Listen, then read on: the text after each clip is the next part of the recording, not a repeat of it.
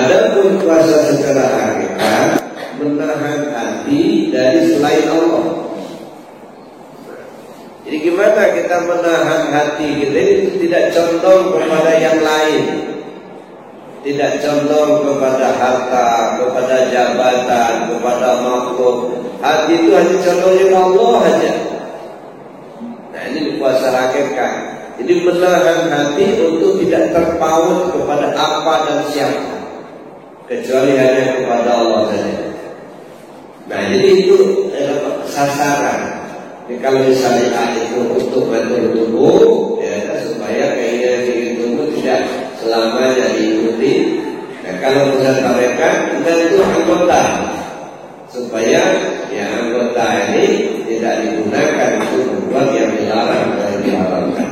Tapi kalau hakikat ngatur hati, nah ujung-ujungnya ke situ. Jadi keberhasilan kita dalam melaksanakan puasa secara syariat akan memberi kemampuan kepada kita untuk melakukan puasa secara tarekat. Assalamualaikum warahmatullahi wabarakatuh, Bapak Ibu yang dirahmati Allah. Sebelum kita menyaksikan kajian ini, mari kita bersolawat kepada Nabi Muhammad sallallahu alaihi wasallam. Allahumma sholli ala sayyidina wa maulana Muhammad wa ala ali sayyidina Muhammad. Selamat menyaksikan kajian Buya Muhammad Rusfi. Semoga berkah dan bermanfaat.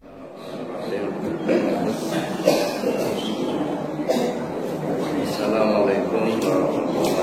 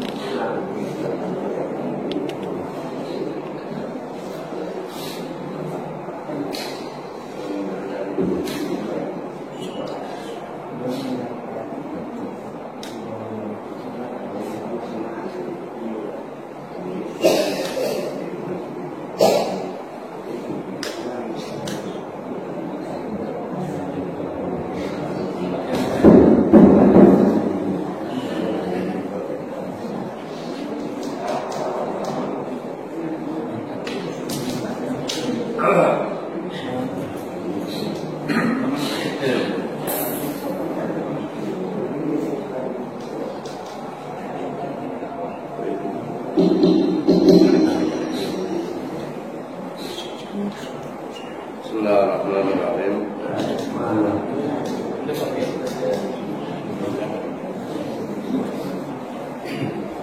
Bismillahirrahmanirrahim. Assalamualaikum warahmatullahi wabarakatuh.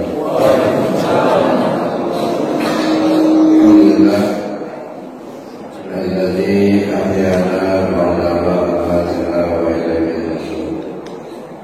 Asyhadu an la ilaha illallah wahdahu la syarika lah wa asyhadu anna Muhammadan abduhu wa rasuluhu la ilaha illallah.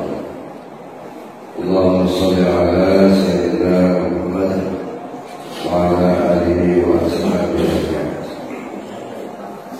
Ilahi anta rasuli wa ridha wa tubi alihi wa habataka.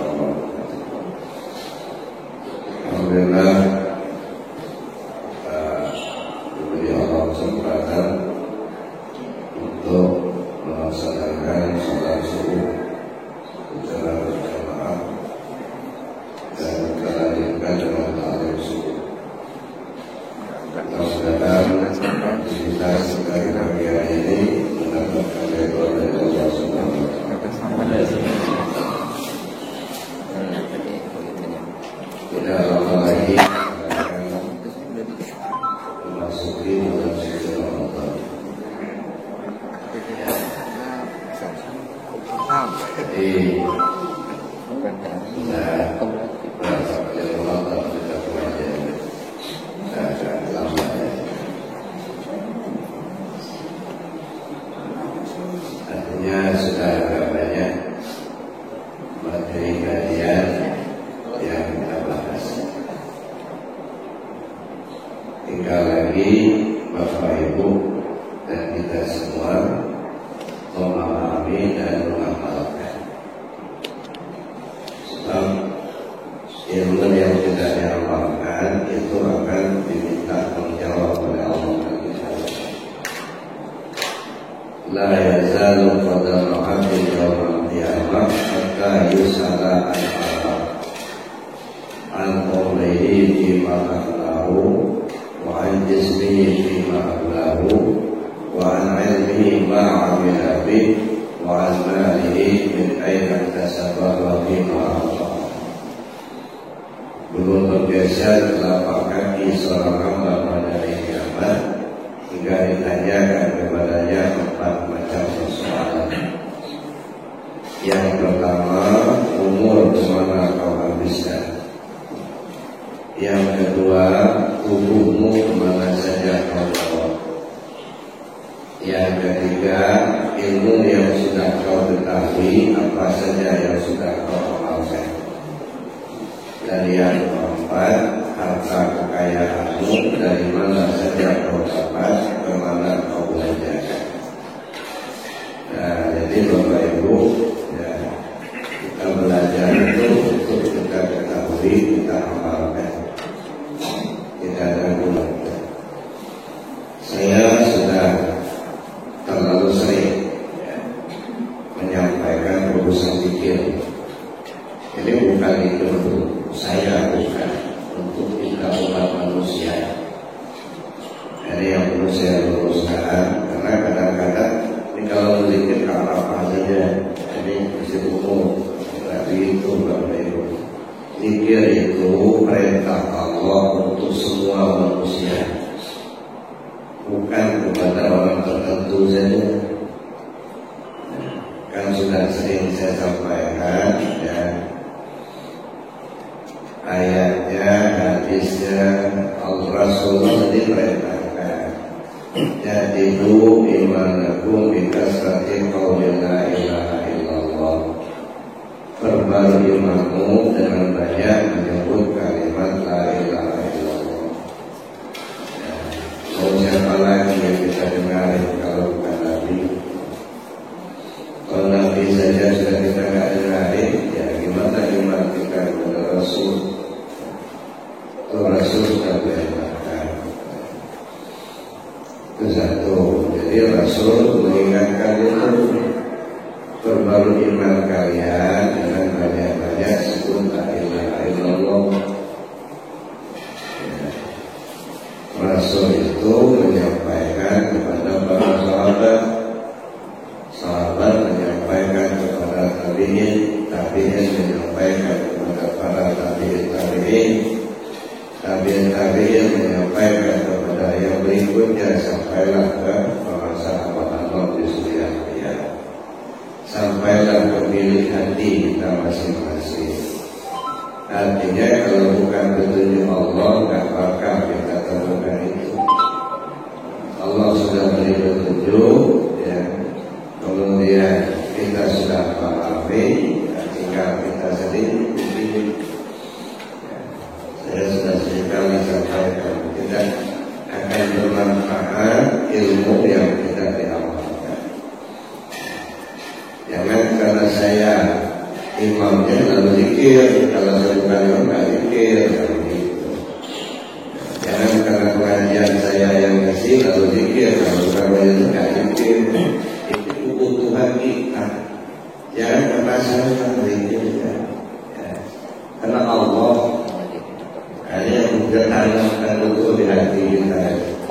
Zikir itu bukan karena saya, bukan. Karena Allah sudah perintahkan, Rasul sudah perintahkan. Masa keras itu lagi kita.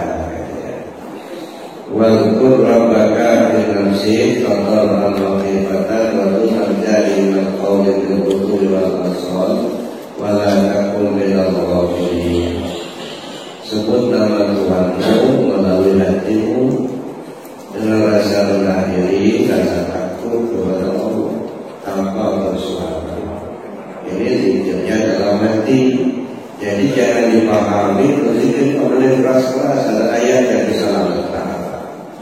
Ini yang saya dengar itu nggak boleh sholat keras zikirnya, ada ayatnya, sebutkan ayat tadi.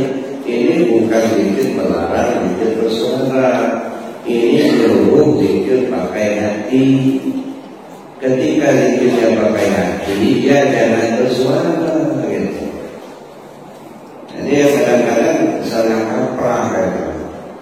Tidak boleh zikir bersuara keras. Ada ayat yang disebutkan wal Qur'an baka minal sika wa qur'an bimata wa qur'an jarinal qaul, jangan bersuara keras. Ini salah benar. Ayat ini bukan melarang zikir bersuara, tetapi menyuruh zikir pakai hati. Nah, ketika zikirnya pakai hati, ya jangan bersuara. Kalau bersuara ya bukan pakai hati namanya. Ada zikir bersuara, tentu ada dalil lain yang kita pakai. Salah satunya tadi yang itu imanakum bikasrati qauli la ilaha illallah, itu bersuara berimanmu dengan banyak menyebut kalimat la ilaha illallah, itu bersuara. Jadi kita bilang Bapak Ibu, karena saya ya pahami ada yang tidak mau zikir bersuara itu kenapa? Karena berdasarkan ayat itu tidak boleh bersuara ya. Sekali lagi saya jelaskan, ayat itu bukan melarang zikir bersuara, tapi menyuruh zikir pakai hati. Nah, ketika zikirnya pakai hati, ya jangan bersuara ya. Ini kadang-kadang nggak terpahami ya. Kalau lagi zikir kita begitu susah, saya tegaskan betul. Ini zikir api dalam hati, jangan bersuara. Masih juga bersuara. Nah, itu Bapak Ibu yang sholat kita letakkan satu pada tempatnya. Itu satu ya. Yang kedua,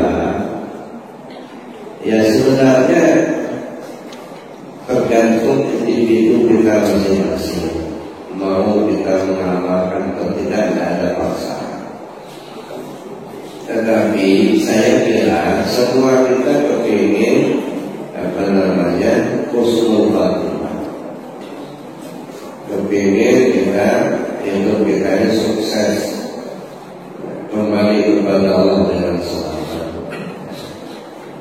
Nabi SAW mensyaratkan man qala la ilaha illallah akhiru kalami dakhal jannah. Siapa orang yang akhir kalamnya menyebut la ilaha illallah, dia masuk surga. Tetapi lagi-lagi saya katakan ini bukan tawaran murahan. Saking sulitnya menghadirkan kalimat itu bagi orang yang akan meninggal, kalau dapat hadiah surga. Nah, bagaimana supaya dapat? Nabi SAW mengatakan Matanas bima ya'isubi, manusia mati sesuai kebiasaan. Nah, jadi artinya Nabi SAW menyuruh kita untuk membiasakan dulu menyebut kalimat la ilaha illallah sebelum ajal kita datang.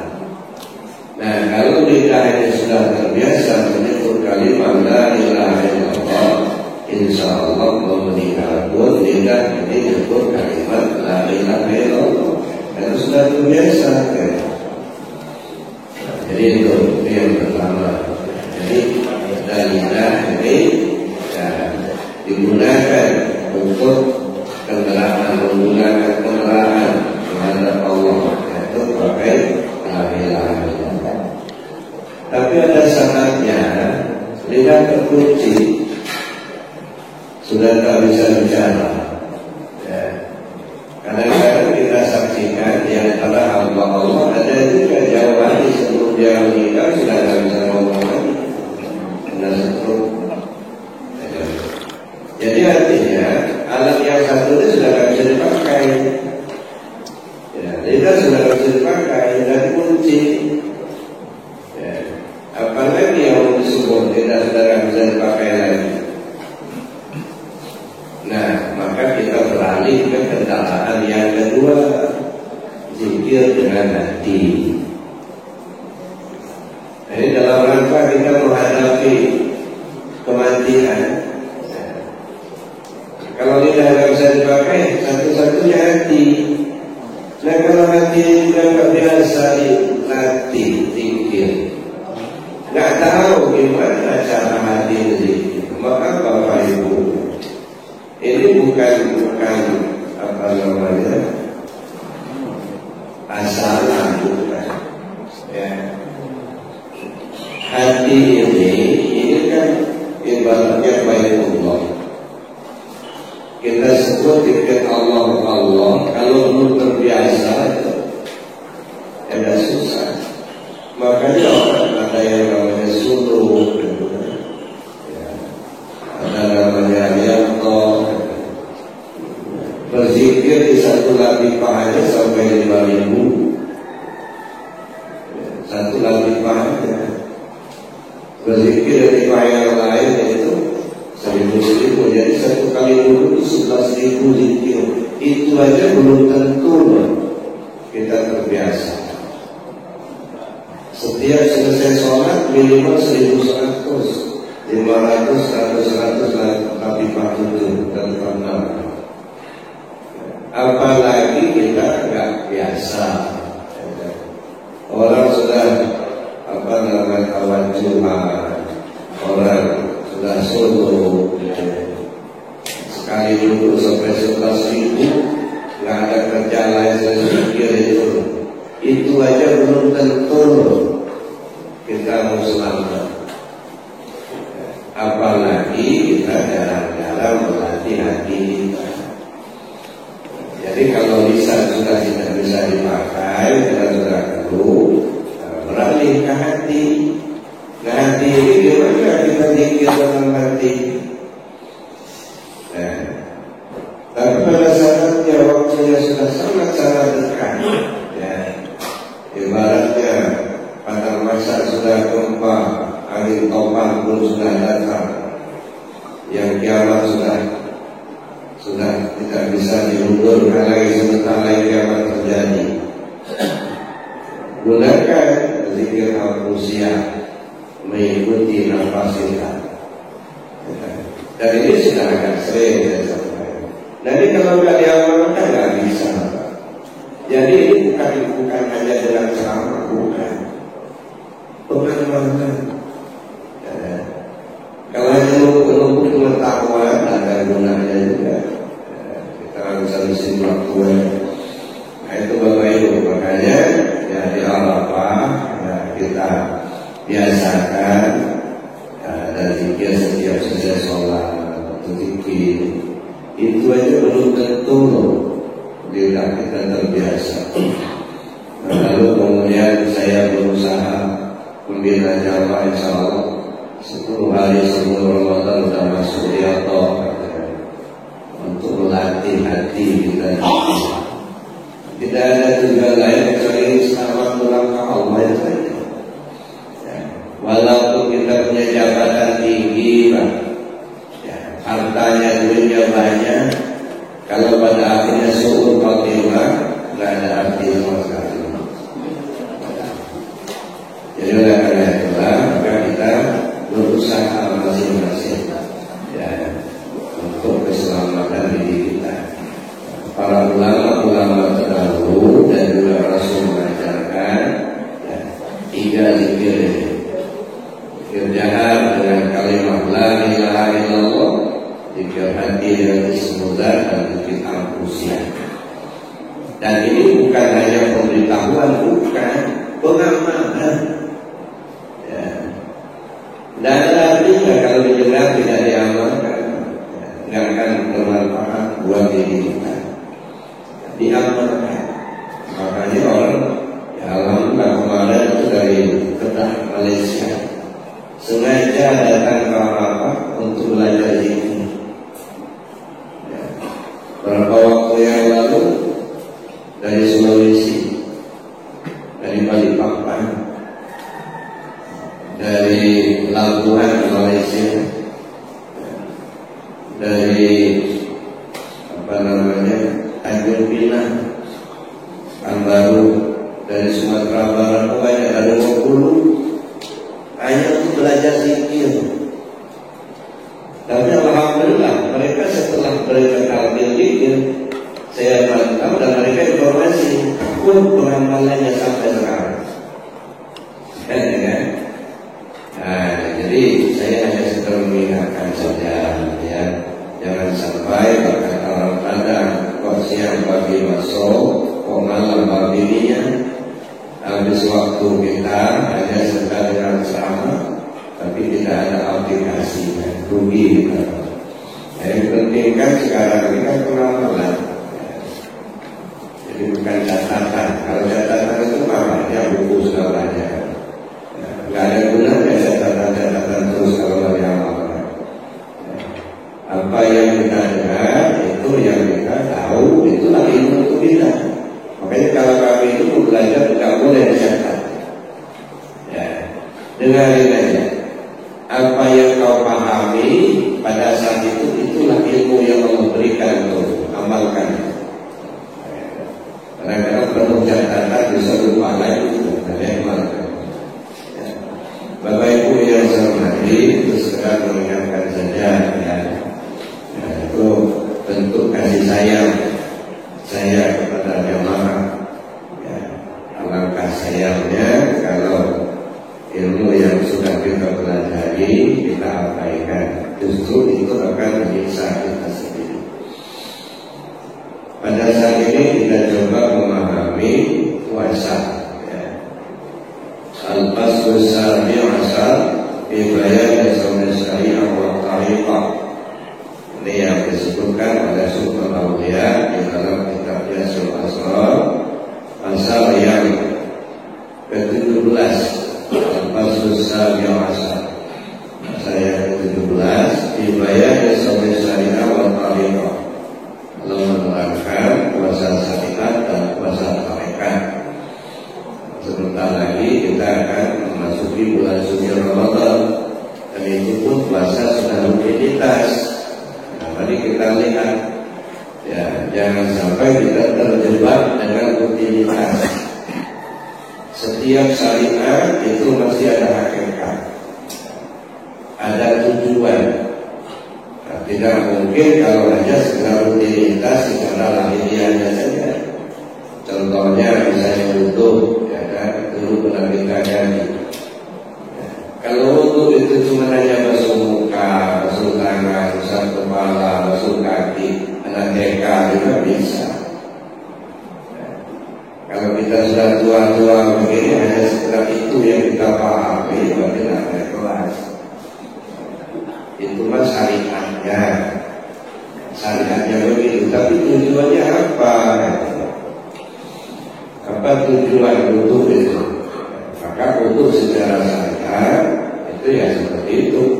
Zamuntum ila sholat fa'asilu wujuhakum wa ayyakum ila al-marafiq wamsahu bil ru'usikum wa arjulikum wa arjulakum ila al-ka'bayn. Apabila kau sudah mendirikan sholat, ya basuhlah mukamu, kedua tanganmu, usaplah kepalamu dan kedua kaki, basuhlah kedua kaki.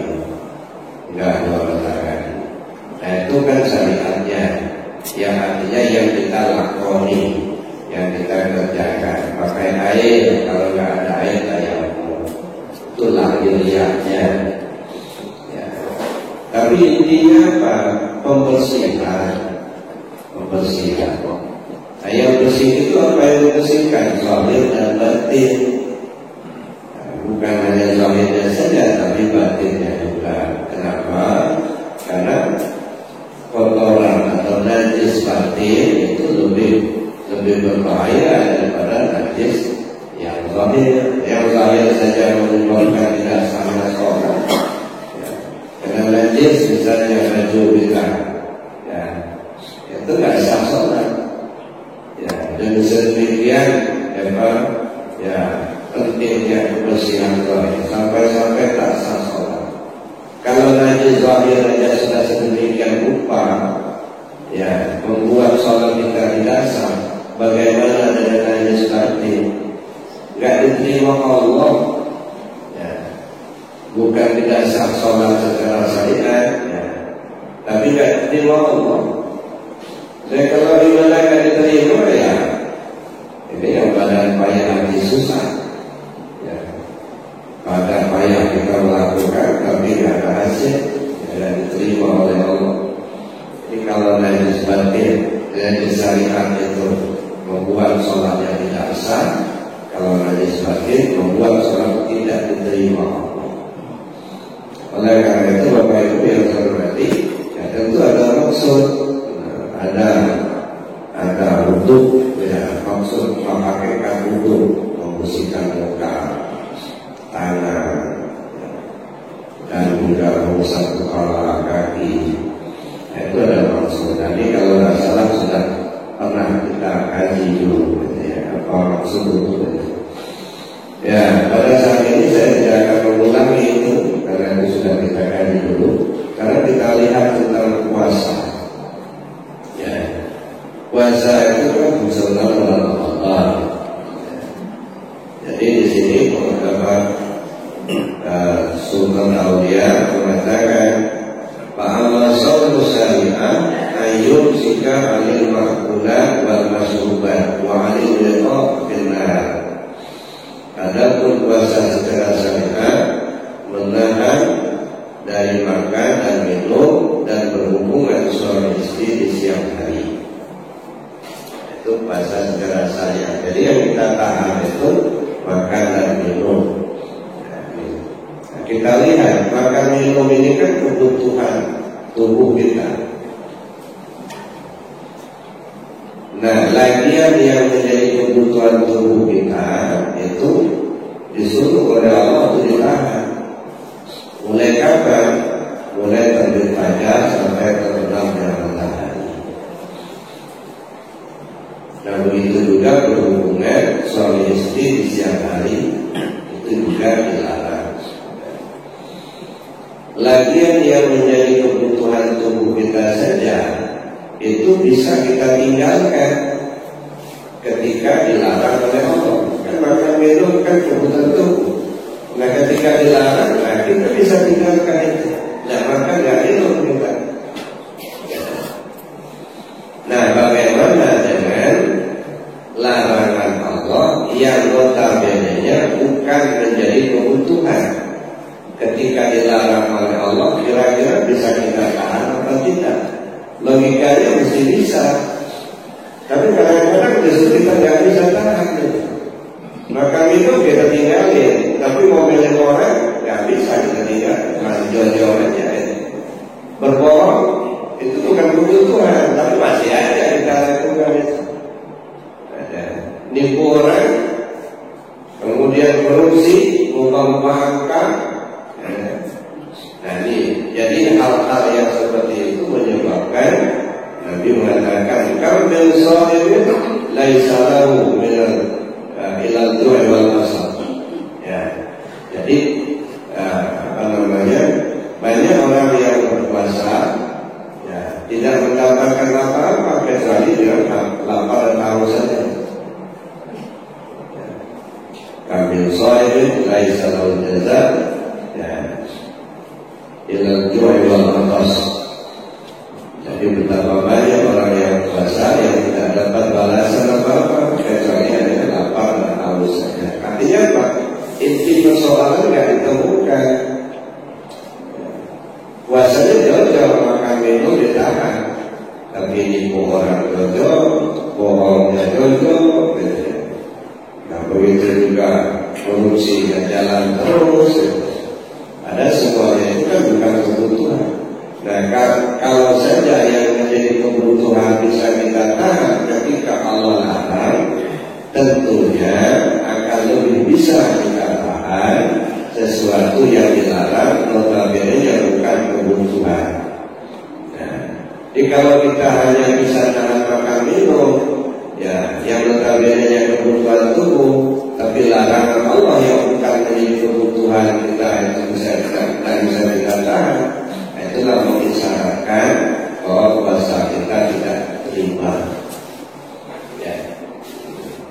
Jadi tidak puasa kita tidak mendapatkan hasil. Laisa lahu jaza, tidak ada balasan apa-apa, tidak mendapat apa-apa. Yang sesuai walaupun kecuali yang berlapar-lapar berhaus-haus saja. Nah kita tidak ingin terjebak dalam rutinitas seperti itu. Datang Ramadan maksud dari puasa itu kita tidak temukan dan kita tidak dapat laksanakan. Jadi puasa Ramadan tetap kita laksanakan. Nah, inti puasa itu apa? Itu yang perlu kita temukan. Bapak Ibu yang saya hormati, wa amma shaumut tariqah. Kalau tadi puasa syariat menahan makan dan minum dan hal-hal yang membatalkan puasa secara syariat, mulai terbit fajar sampai terbenamnya matahari. Wa amma shaumut tariqah, adapun puasa secara tarekat, bahwa ayum sika jami'al a'dha'ihi minal muharramat wal manahi wal dama'ih. Adapun puasa secara tarekat menahan seluruh anggota tubuh dari melakukan yang diharamkan dan yang dilarang dan yang tercela, semisal unjuk, sokong, kawaili dan lain sebagainya. Zahiran wa batinan, zahir dan batin, lailan wa nahar, baik di siang hari maupun di malam hari. Baiklah fa'ala syai'an min hadhil af'al, apabila dia melakukan sesuatu dari perbuatan-perbuatan ini, allati zakarnaha, yang sudah kami sebutkan tadi, batalah shaum tariqah, batalah puasa tarekat ya. Puasa syariah muaqqatun, puasa syariah itu berwaktu. Puasa tarekat muabbadun, sedangkan puasa tarekat itu selamanya. Fi jami' umrihi, selama hidupnya. Nah, jadi begini, kalau puasa syariat itu menahan makan dan minum dan hal-hal yang membatalkan puasa secara syariat, mulai dari fajar sampai terbenam matahari, maka puasa tarekat itu menahan anggota tubuh, ya, zahir dan batin. Mana anggota tubuh? Yang zahir ada 8: mata, telinga, hidung, mulut, tangan, kaki, perut, dan kemaluan. Ini anggota tubuh zahir. Mana anggota tubuh batin? Itu latifah sab'ah, latifah 7: latifah qalbi, latifah ruhi, latifah sirri, latifah qabi, latifah apa, latifah nafsu, latifah, dan latifah kullu jasad. Ini disebut anggota tubuh batin.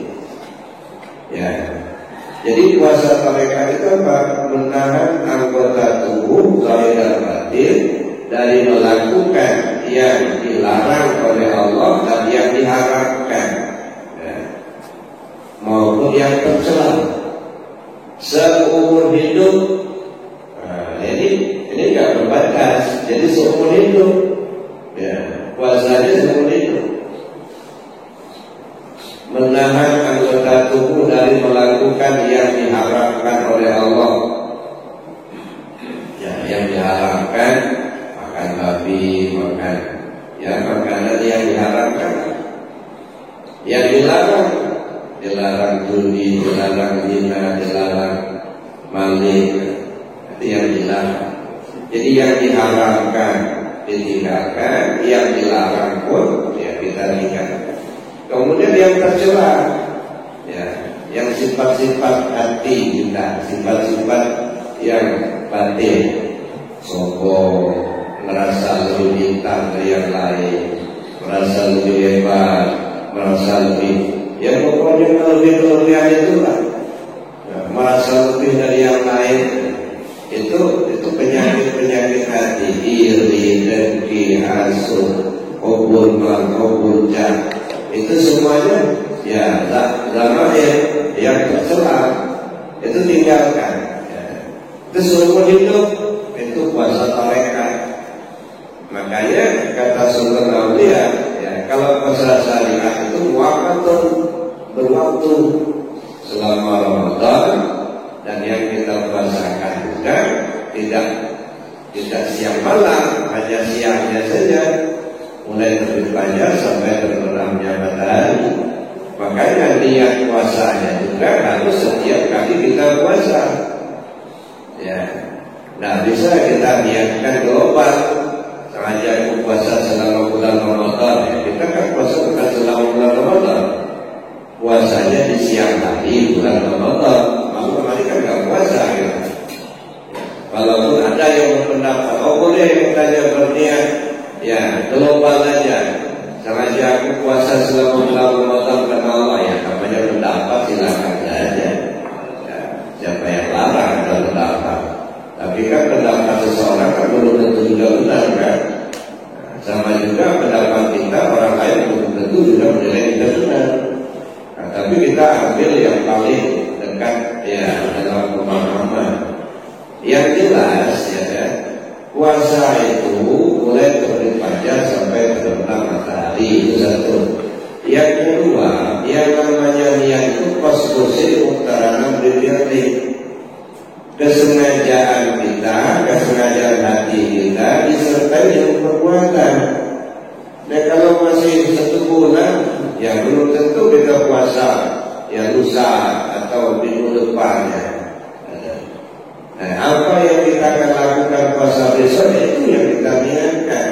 Yang besoknya lagi kan belum tentu kita puasa. Mungkin kita halangan, mungkin sakit, ya mungkin kita musafir dan lain sebagainya.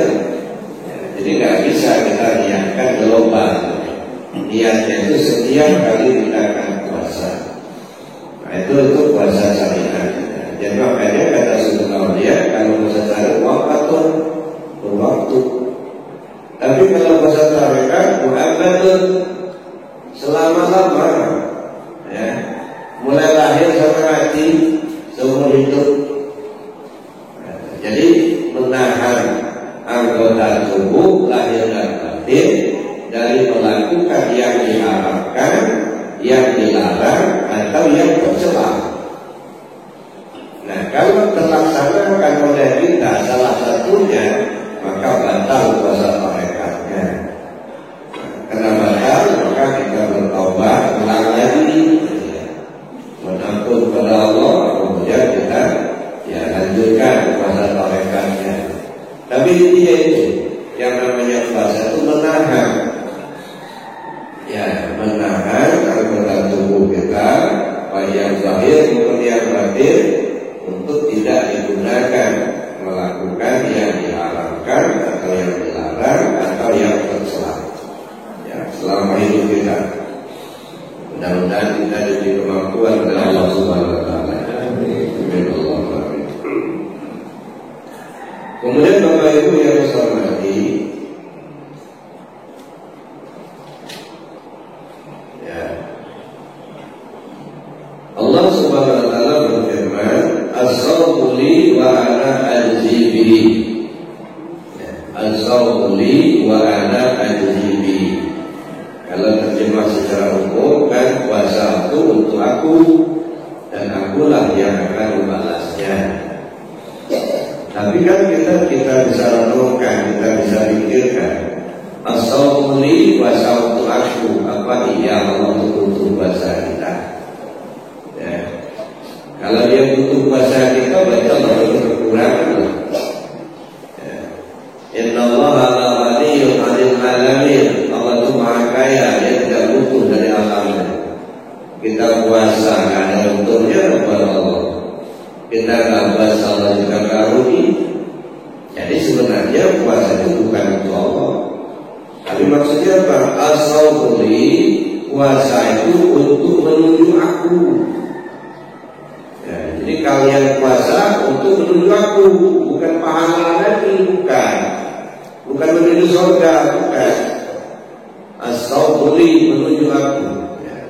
Wa ana ajzi bihi. Kalau kalian sudah sampai kepada aku, maka akulah yang jadi balasannya. Jadi bukan surga sama pahala lagi, bukan. Ya.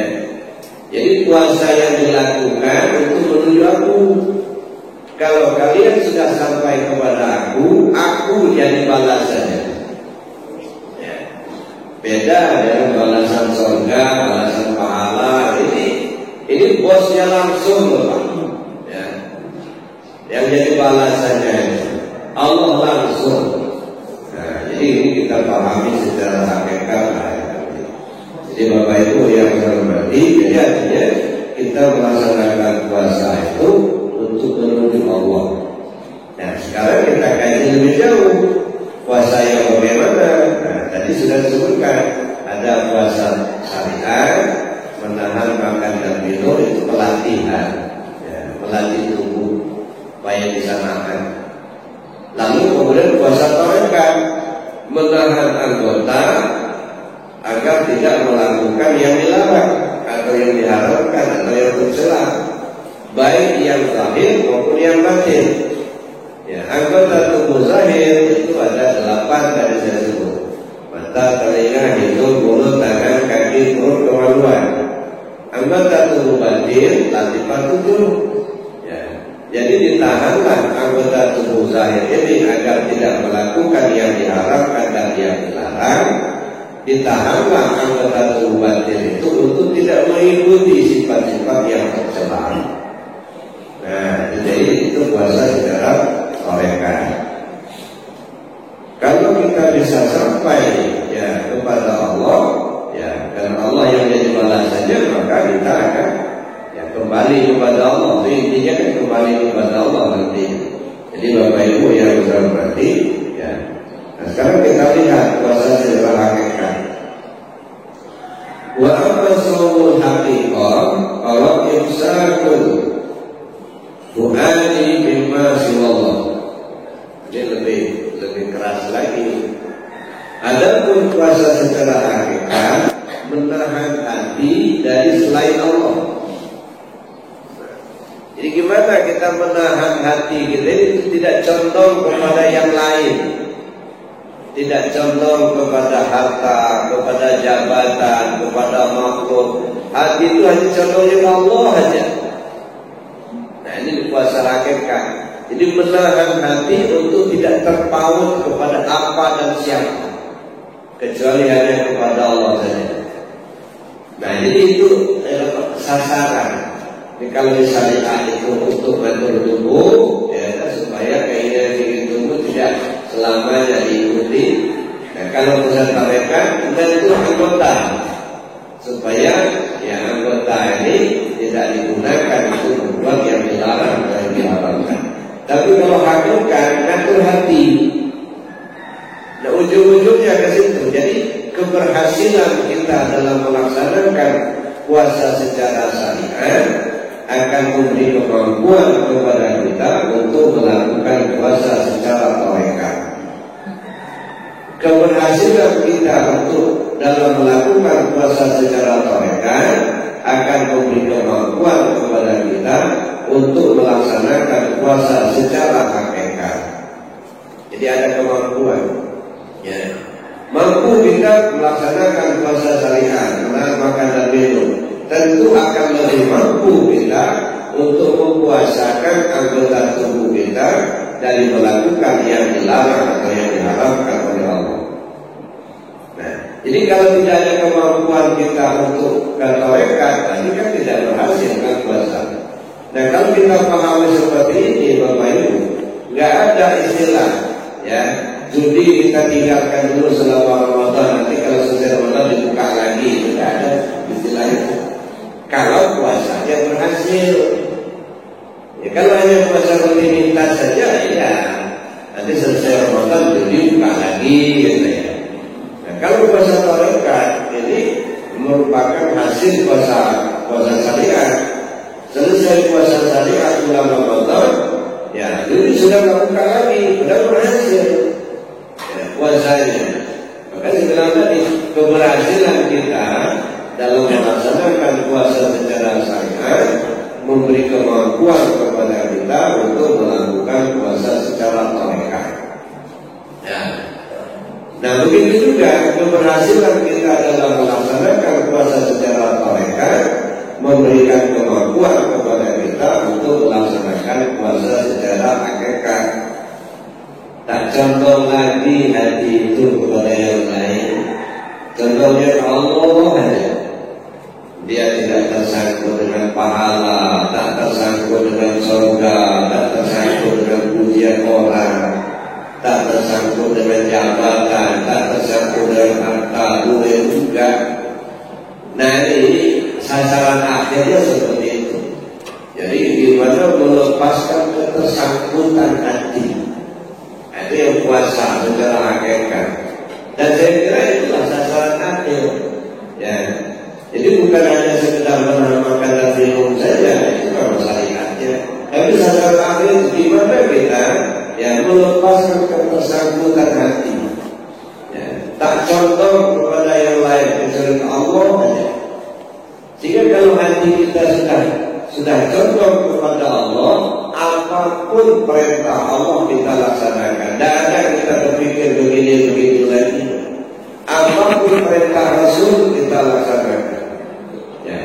Tidak ada kita tak malu-malu, tidak ada kita lagi nggak enak begini, nggak enak begitu. Nah, kalau sudah Allah perintahkan sudah. Ya. Tidak ada pilihan lain bagi seorang mukmin kalau Allah sudah menetapkan sesuatu. Jadi Bapak Ibu yang hormati, itu bahasa secara hakikat. Ya. Wa yusabun al-mahabbah musahadah bailullah, dan menahan kecintaannya dalam memandang selain Allah.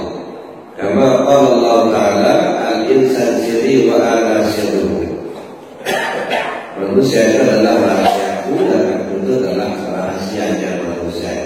Jadi Bapak Ibu yang saya hormati, ketika kita masuk kepada tataran rasa hakikat tadi, pertama menahan hati untuk tidak terpaut kepada apa dan siapa kecuali hanya kepada Allah saja. Yang kedua, menahan hati untuk tidak mencintai sesuatu yang lain kecuali hanya ke Allah. Ya. Boleh saja mungkin kita sayang kepada anak kita, tapi karena Allah. Sayang suami kepada istrinya karena Allah. Sayang istri kepada suami karena Allah. Kemudian kita jaga harta kita karena Allah. Itu menunjukkan kecintaan kita kepada Allah saja. Jadi bukan karena sayang kepada istri karena kecantikannya, bukan. Ya. Atau sayang kepada suami karena banyak duitnya, bukan. Karena Allah. Ya, silakan cintai sesuatu tapi karena Allah. Jadi artinya cinta kita kepada Allah melebihi daripada yang lain. Ya. Cinta seorang bapak kepada anaknya karena Allah. Cinta suami kepada istrinya karena Allah. Nah, gitu. Jadi semuanya dilandasi karena Allah. Bapak Ibu yang saya hormati, fasirru min nurillah. Dan sir itu dari nur Allah. Nah, ini yang kita bahas dalam tasawuf. Al-insan sirri wa ana sirru. Wa sirri sifati la ghairullah. Manusia itu adalah rahasia aku. Aku itu ya rahasianya manusia itu. Yang tak lain adalah sifat aku. Sifatku itu yaitu zat aku. Nah, saya ambil contoh Bapak Ibu. Ya. Ini kan Bapak Ibu kita semua pakai bajunya. Ya. Bajunya ini kan modelnya macam-macam. Warnanya juga macam-macam. Jadi kalau kita melihat model bajunya, mungkin kita pening sendiri. Banyak tentang model bajunya. Ya. Coba simpulkan, baju ini terbuat dari kain, udah. Ya. Jadi kita tidak lagi membicarakan model-model bajunya, kain. Baju jaket kain, baju piyama kain, baju koko kain, baju kemeja kain. Nah, kain itulah yang kita lihat. Jadi kita tidak melihat lagi model-model bajunya. Yang kita lihat itu kain, tuh langka. Tapi kain ini dari apa? Dari benang. Nah, kain itu dari benang. Apapun model kain, kainnya lebar, kainnya kecil, warnanya hitam, putih, biru, maka kita lihat itu benang. Kain itu dari benang.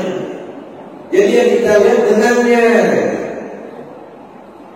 Nah, lalu benang itu dari apa? Dari kapas. Kapas dipintal menjadi benang, benang disulap menjadi kain, kain dijahit menjadi baju. Nah, bagaimana mampukah kita melihat baju, memandang baju tapi terlihat kapas? Nah, jadi kita tidak lagi disibukkan dengan melihat, oh ini warna bajunya begini, bentuk bajunya, enggak sibukkan itu lagi. Apapun model bajunya itu kapas. Kapas dipintal menjadi benang, benang disulap menjadi kain, kain dijahit menjadi baju. Tapi sebenarnya apa? Ya kapas itulah sebenarnya. Nah, kita pahami saja. Jadi Allah menciptakan makhluknya. Makhluk ini tidak berdiri sendiri, Bapak Ibu. Sama dengan tidak sama ketika kita tukang membuat meja, tukang bikin meja. Tukang bukan meja, meja bukan tukang. Meja berdiri sendiri. Karena tukang bukan meja, meja itu bukan tukang, tapi hasil perbuatan tukang ya meja. Tapi Allah menciptakan hambanya tidak seperti itu. Ya kan? Tidak Allahnya seperti tadi kapas, ya, menampakkan diri menjadi benang, benang menampakkan diri menjadi kain, kain menampakkan diri menjadi baju. Jadi baju kita itu tidak terlepas daripada benang, benang tidak terlepas daripada kapas. Jadi dia tidak berdiri sendiri. Ya, kapas itulah sebenarnya baju itu. Nah, cuma ya, lain alamnya, lain namanya. Kalau sudah dipintal bukan kapas lagi namanya, tapi benang. Tapi sebenarnya kapas itulah. Kalau sudah ditenun bukan benang lagi namanya, kain namanya. Tapi sebenarnya ya kapas itulah. Kalau sudah dijahit bukan kain lagi, tapi sudah baju, baju atau celana. Ya kain itulah, ya kapas itulah. Nah, itulah gambaran. Jadi kita itu tidak berdiri sendiri. Yang berdiri sendiri sebenarnya Allah. Maka kita lepaskan, kita tahan. Nah, itu apa? Jangan ngaku-ngaku. Temenan, itu puasa itu. Ya. Maka sebenarnya tadi kalau yang puasa rutinitas tidak makan, tidak minum, itu masalah anak kecil juga bisa. Tapi maksudnya apa ini? Menahan, tidak ngaku-ngaku kita yang punya, kita yang puasa, kita yang hebat, kita yang mendengar, kita yang berilmu. Buang itu, tahan itu. Ya. Nah, kembalikan kepada Allah. Makanya as-sabuli puasa menuju aku. Kenapa? Karena yang lain sudah disingkirkan, sudah kita buang. Yang punya kita sudah kita sirnakan, sudah ditiadakan. Nah, setelah kita tiadakan punya kita, maka yang ada hanya punya Allah semata. Makanya as-sabuli menuju aku. Nah, kalau kita sudah kembali kepada Allah, yang kita tidak punya apa-apa lagi, balasannya apa? Aku jadi balasannya. Nggak ada lagi, Pak Rahmat itu nggak ada lagi itu. Yang kita sudah nggak ada lagi, yang ada itu Allah itulah yang ada. Itu yang aku jadi balasannya. Nah, jadi Bapak Ibu yang saya hormati, puasa syariat kita jalankan, puasa tarekat kita juga jalankan, puasa hakikat kita pakai. Jadi tidak hanya rutinitas saja, tapi tidak ada kelanjutan, tidak ada pemahaman, sehingga kita bisa kembali kepada tujuan kita kembali ke Allah. Kan itu tujuan. Hidup ini tujuannya bagaimana supaya bisa kembali ke Allah. Nah, berbagai macam jalan yang Allah bentangkan, ya. Ada syariat, ada sholat, puasa, zakat, haji. Itu semuanya untuk menuju ke Allah semua. Nah, begitu juga ilmu-ilmu yang lain, tujuannya hanya ingin kembali ke Allah. Nah, oleh karena itu maka kita tempuhlah berbagai jalan agar kita bisa kembali kepada Allah. Bisa menempuh, ada yang jalannya dengan menekuni puasa, menekuni sholat, menekuni baca Al-Quran dan lain sebagainya. Dan pada akhirnya kita hanya ingin kembali kepada Allah. Mudah-mudahan Allah beri petunjuk kepada kita semua. Bapak Ibu yang saya hormati, saya kira demikian kesempatan pagi ini mungkin bisa kita diskusikan selanjutnya. Sementara saya akhiri dulu. Assalamualaikum warahmatullahi wabarakatuh. Waalaikumsalam warahmatullahi wabarakatuh. Bapak Ibu dan sekalian yang saya hormati, demikian uraian materi. Ada dua hal yang saya hormati. Pertama, mengingatkan kepada kita supaya kita selalu mengimplementasikan ataupun dengan lain mengamalkan apa yang sudah kita pelajari sehingga itu tidak akan kembali menjadi yang tidak baik bagi kita. Yang kedua, puasa tadi ada puasa syariat, tarekat dan hakikat. Nah ini supaya kita bisa terapkan dalam kehidupan kita sehari-hari, supaya dalam rangka kita menghadap Allah ini dengan sempurna. Oleh karena itu, pada kesempatan yang baik ini, kalau ada yang ingin dipertanyakan atau dibahas pada kita dengan kita dalam guru kita, kami persilakan dimulai dari sebelah kanan. Persilakan. Ada apa? Pak Ustaz Pudi di tengah. Silakan Pak. Pas semua tinggal mengamalkan aja ini. Panas. Ibu ada? Ya, saya silakan Pak Haji Nasrul Menik.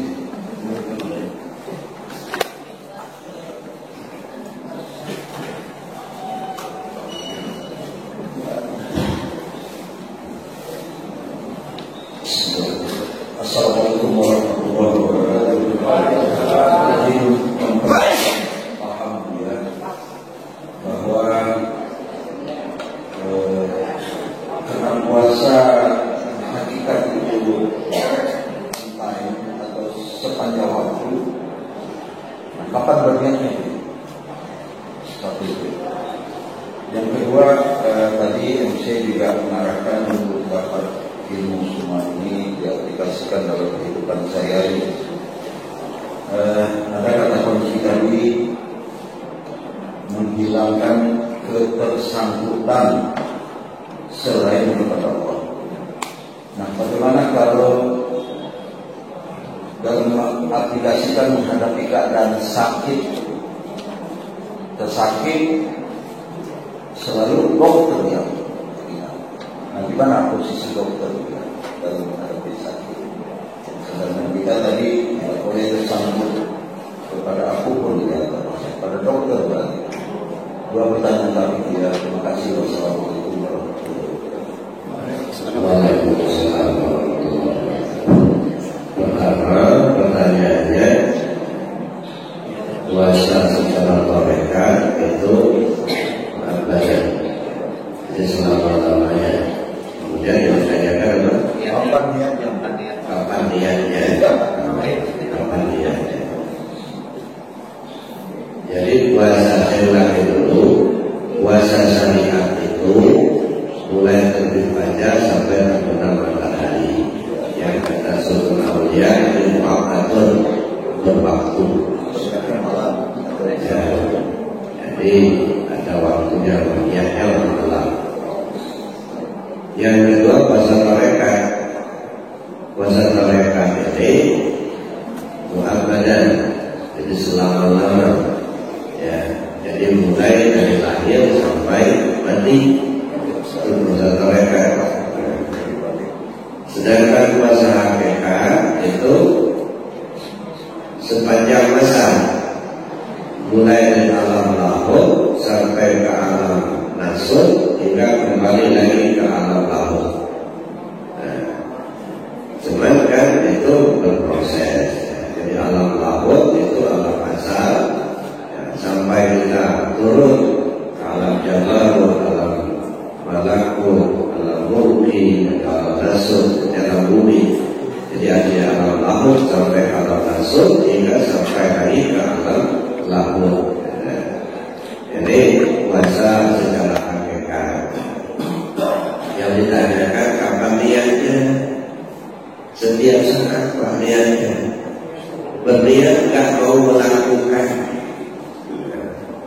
berniat nggak mau melakukan yang dilarang setiap saat.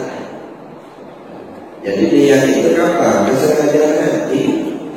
Ya, kalau nggak ada niat kan artinya hati kita harus contoh melakukan yang dilarang. Ya. Jadi kalau puasa syariat itu niatnya di malam hari, kalau puasa tarekat niatnya setiap saat. Diperbarui terus.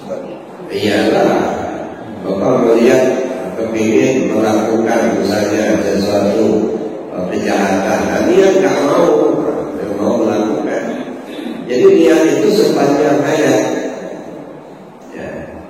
Jadi dari awal mula sudah terlihat tidak lagi mau melakukan perbuatan yang dilarang Allah, baik yang diharamkan, yang dilarang ataupun yang tercela. Nah begitu tergelincir, baru lagi niatnya. Mungkin sudah tergelincir, bohong misalnya, kan sudah batal kan bahasa mereka itu, atau korupsi, batal. Ulang lagi niatnya, dia nggak mau lagi lakukan itu.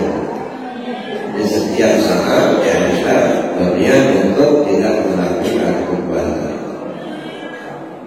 Nah, kemudian puasa hakikat itu tadi menahan hati untuk tidak terpaut kepada apa dan siapa. Nah ini bukan urusan syariatnya lagi ini urusan hakikat. Nah, kalau sudah hakikat ya udah di hati itulah niatnya, ya itulah niatnya. Jadi artinya kalau niat itu kan urusan syariat. Kita melakukan secara syariat ada niat, ya. Tapi kalau sudah urusan hakikat, ya hakikatnya ya niat itu kan. Jadi karena itulah maka begitu kita hati kita sudah tak tersangkut dengan apa dan siapa kecuali kepada Allah. Jadi tentu tidak apa. Kalau istilah Imam Al-Ghazali ini kan ya sering kita dengar ada saumul awal, ada saumul khawas, dan saumul khawasul khawas. Ada puasa awal, puasa orang khusus yang tentu, dan puasa orang yang istimewa. Ya. Jadi kalau istilahnya sunnah aulia, jadi puasa syariat, puasa tarekat, dan puasa hakikat. Tapi intinya kan sama, kan maksudnya itu. Ya, cuma istilahnya beda. Kalau Imam Ghazali mengistilahkan puasa awal, puasa awas, puasa awasul awas. Ya.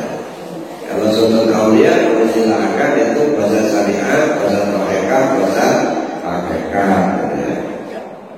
Ya, saya kira itu Pak. Jadi niat itu sepanjang setiap saat hari. Kemudian yang kedua, apa kita? Kalau sakit itu, ya, gimana posisinya? Ya, kalau kita sakit kan tadi kan disuruh tidak terpaut hati kepada apa dan siapa kecuali kepada Allah. Jadi kita perlu bedakan Bapak Ibu ya antara hakikat dengan syariat. Ya, kalau syariat itu perbuatan zahir, sakit ya berobat, gitu ya. Kita nggak bisa mengobat sendiri, pergilah kita kepada yang ahlinya. Apakah dokter namanya, apakah yang namanya dukun namanya, gitu ya. Jadi artinya yang ahli pengobatan syariatnya. Tapi dalam hakikatnya nyembuhkannya bukan dokter, nyembuhkannya bukan dukun, yang nyembuhkannya Allah. Ya. Bagaimana logikanya? Nah, kita lihat, kita digerakkan Allah hati kita untuk datang ke dokter. Yang menggerakkan siapa? Allah. Lalu kemudian kita diberi Allah kemampuan untuk berjalan. Allah juga yang menggerakkan. Lalu ketemulah dengan dokter. Nah, dokter ini memeriksa. Allah juga yang menggerakkan hatinya untuk mengatakan ini, mengatakan itu. Allah juga yang menggerakkan tangannya, memberikan resep ini, resep itu. Allah juga yang memberikan ilmunya, pengetahuannya, sehingga dia bisa mengatakan begini dan begitu. Zahirnya kita lihat dokternya, tapi hakikatnya Allah lah yang menggerakkannya. Dan lalu dia kasih resep, kita beli, nah, kita berangkatlah ke apotek. Allah menggerakkan kita untuk ke apotek, lalu Allah gerakkan pula lah orang yang ada di apotek memberikan obat kepada kita. Allah juga yang menggerakkan. Nah, lalu kesesuaian antara penyakit dengan obat yang dikasihkan dokter, akhirnya Allah sembuhkan. Jadi obat itu hanya sekedar perantara saja. Ya. Jadi bukan obat yang menyembuhkan, tetapi Allah yang menyembuhkan. Tetapi Allah memberikan kemampuan, kekuatan kepada obat untuk dapat menyembuhkan penyakit. Jadi bukan obat itu yang mempunyai kekuatan sendiri, tetapi Allah memberi kemampuan kepada sang obat untuk menyembuhkan penyakit. Kalau Allah cabut kemampuan obat itu, dia akan jadi sembuh. Ya, buktinya ada 2 orang yang sakit, menurut diagnosa dokter penyakitnya sama. Akhirnya dokter mengasih resep yang sama, cara minumnya pun sama. Setelah sama-sama minum, beberapa hari kemudian yang satu sembuh, yang satu mati. Nah, kan bukan, itu menunjukkan bukan obat yang menyembuhkan. Kalau obat yang punya kemampuan menyembuhkan, biasanya sembuh semua. Tapi kenyataannya enggak, yang satu hidup sehat ya, yang satunya dia mati dia. Dan padahal obatnya sama, penyakitnya sama, katakan. Jadi artinya itu menunjukkan bukan obat yang menyembuhkan, tapi Allah yang menyembuhkan. Jadi ke dokter itu syariatnya apa? Jangan pula kita caci maki dokter. Mereka kita butuhkan secara syariat. Jadi kita jaga mana yang porsi syariat, mana yang hakikat. Kalau sudah di luar itu syariat. Yang hakikat itu keyakinan hati. Bukan dokter itu yang menyembuhkan penyakit, bukan. Kita ini kadang-kadang tergelincir juga, Pak. Ada orang mengatakan, misal contoh, saya kalau nggak ke dokter itu nggak sembuh penyakit saya. Jangan ke dukun, Pak. Kadang-kadang kita pojok-pojokkan dukun itu, seolah-olah dukun itu jelek semua. Padahal enggak, banyak juga dukun yang bagus, Pak. Ya. Beberapa waktu yang lalu saya mengantarkan istri saya berobat. Ya, dia masih muda. Ya, dia nggak minta bayar apa-apa, terserah. Boleh kasih diambil, tidak kasih nggak apa-apa. Ya. Tapi kemampuan diberikan Allah kepada bersangkutan, menurut saya luar biasa. Ya, batu ginjal yang oleh dokter harus dioperasi. Oleh beliau kan dipunting aja, ambil tak, nah ini batunya, diangkat batunya. Coba kalau dokter kan masih dibedah kan, ini enggak ada. Dan itu dan sehat kata. Setelah diangkat jadi sehat, jadi bukan sihir. Jadi betul-betul diambil batunya, bisa dipegang, itu masih disimpan dalam kamar batunya. Diambil batunya itu, nah, pegang lagi batu ginjal ini katanya. Tak tariknya, 2 batu keluar. Itu bagus. Jadi jangan kita dijustifikasi, pokoknya kalau dukun ya salah terus, enggak Pak. Jangan dibilang dokter itu bagus kok, belum tentu juga katanya. Tergantung bagaimana hati kita. Ya. Kalau hati kita itu mengaku dokter itulah yang menyembuhkan, syirik itu Pak. Walaupun ada juga kelakuan dukun yang tak benar, itu ya itu personal. Tapi ilmu mereka yang betul-betul untuk menuju kesehatan, insya Allah itu banyak yang bagus itu ya. Ya. Jadi bukan saya mengangkat dukun, bukan karena saya dukun, bukan. Tapi saya lihat, jadi ya, lihat kenyataan seperti itu banyak juga dukun-dukun itu yang medis tidak bisa menyembuhkan, tapi melalui mereka bisa sembuh. Jadi artinya semuanya kita hargai, dokter kita hargai, dukun kita hargai. Yang tidak bagus itu yang kita menyimpang dari aturan Allah dan Rasul, itu yang tidak benar. Saya kira itu Pak. Jadi posisi hati kita ke Allah. Jadi jangan kepada makhluknya. Kalau kita kepada makhluknya, pokoknya penyakit itu kalau nggak pada dokter itu nggak sembuh penyakit dari sini. Jadi gimana kita melihat dokter dukun aja sekedar syariatnya saja. Intinya Allah yang sembuh. Baik Bapak Ibu, masih ada yang lain? Sedikit Pak. Ya silakan. Assalamualaikum warahmatullahi wabarakatuh. Tertarik. Begini, kalau puasa untuk Allah melalui syariat tarekat hakikat, ini yang kesulitannya seperti begini. Saya nangis itu karena menderita, saya ketawa karena senang, saya sholat itu karena melihat Ka'bah atau mengarahkan ke Ka'bah. Mengenal Allah itu bagaimana Pak Ju, kalau bisa menggambarkan? Terima kasih. Sulit saya menggambarkan Allah itu apa dalam ciptaan itu yang harus dinarasikan oleh otak kita ya. Makanya saya sesuatu itu harus dipelajari. Sekarang saya tanya, Bapak itu hidup atau mati sekarang? Hidup. Hidup kan? Bapak dapat hidup dari mana? Orang tua yang melahirkan. Orang tua yang masih hidup. Orang tua punya hidup, orang tua punya ayah, orang tuanya bisa kasih gitu. Nah inilah kesulitan kami melihat.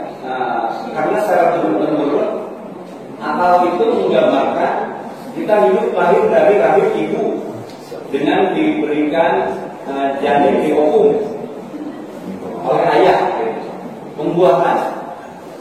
Yang menggerakkan ayah itu siapa? Secara turun-temurun sejarah menyampaikan bahwa itu dari Nabi Adam. Bukan, yang menggerakkan bapak itu mau berhubungan sama ibu siapa?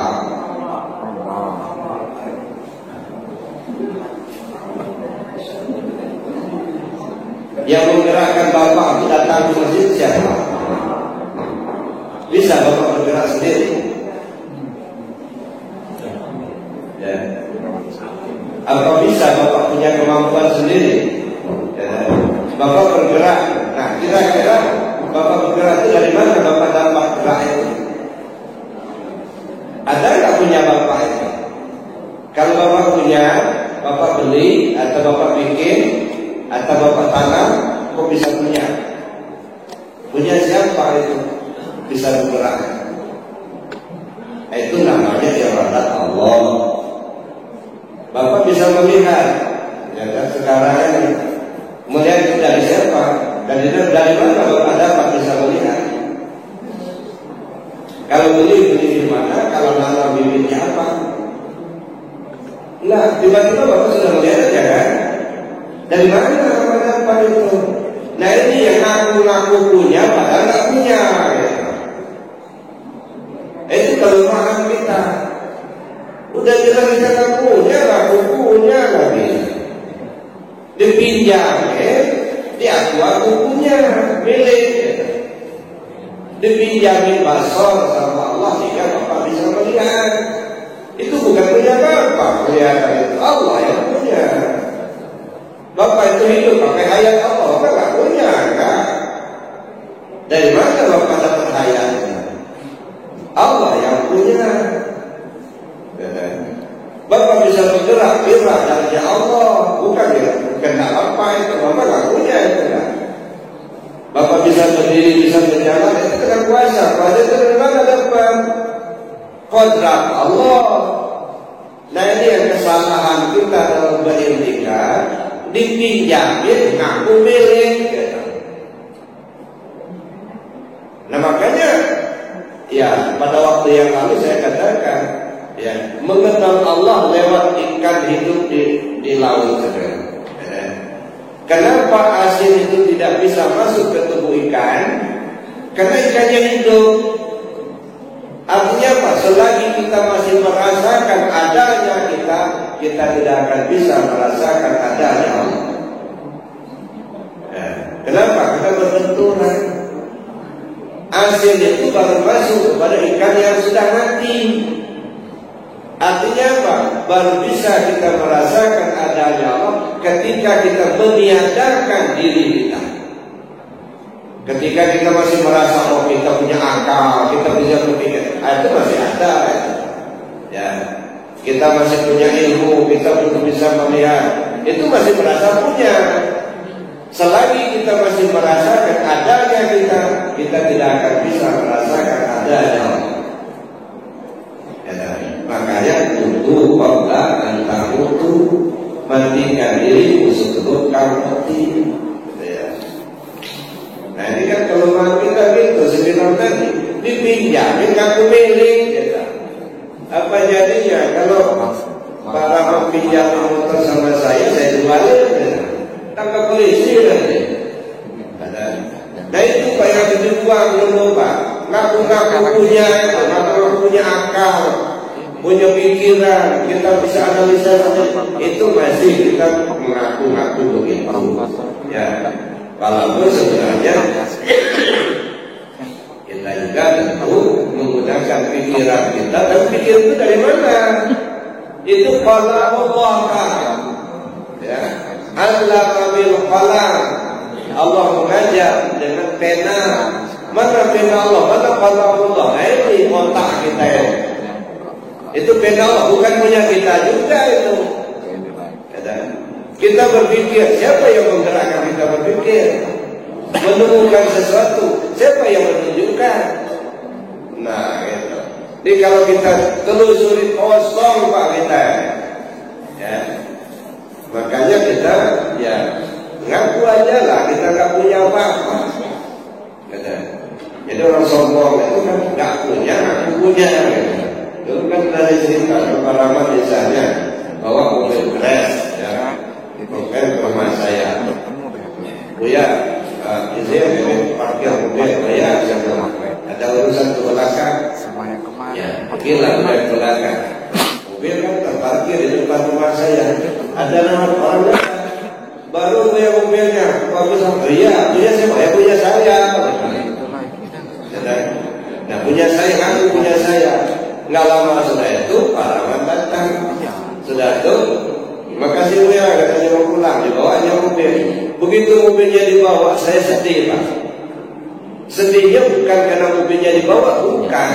Sedihnya kalau orang datang, kalau orang yang tadi datang lagi, nanya mana mobilnya Buya.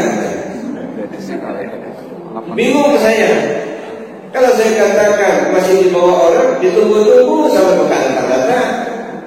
Berarti saya bohong kan gitu.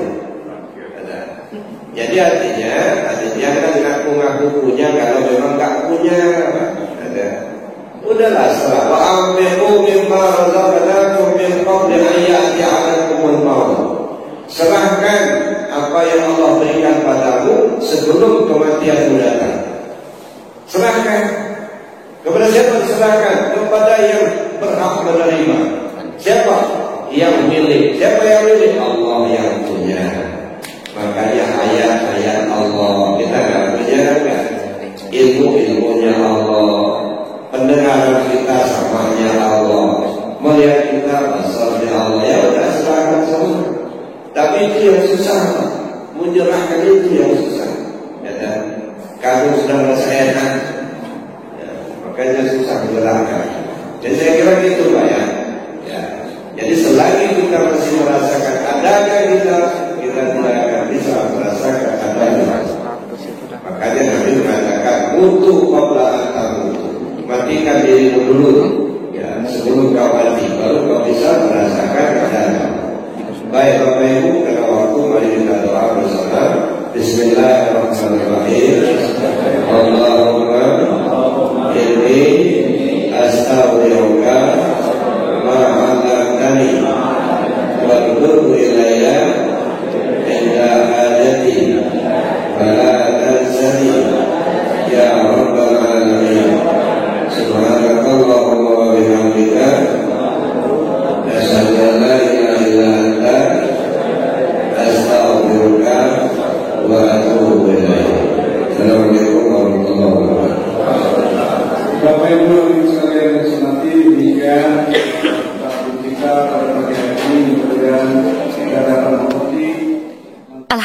Rabbil Alamin. Barakallahu fikum Bapak, Ibu yang dicintai Allah. Usai sudah kajian kita kali ini bersama Abah Buya Muhammad Rusfi. Semoga apa yang disampaikan Buya tadi bisa menjadi manfaat dan menambah ilmu, iman, dan tauhid kita dalam bermakrifat kepada Allah. Terima kasih Bapak Ibu yang sudah hadir mengikuti kajian Abah Buya Muhammad Rusfi.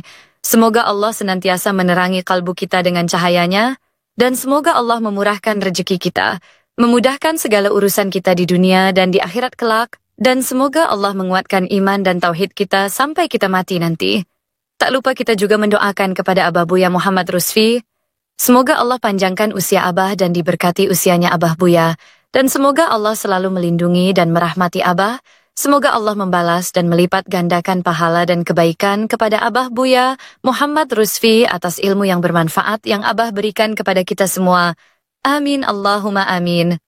Allahumma sholli ala Sayyidina Muhammad wa ala ali Muhammad. Sampai jumpa pada kajian berikutnya. Saya Latifah mohon diri dan mohon maaf jika ada kesalahan dan kekirangan.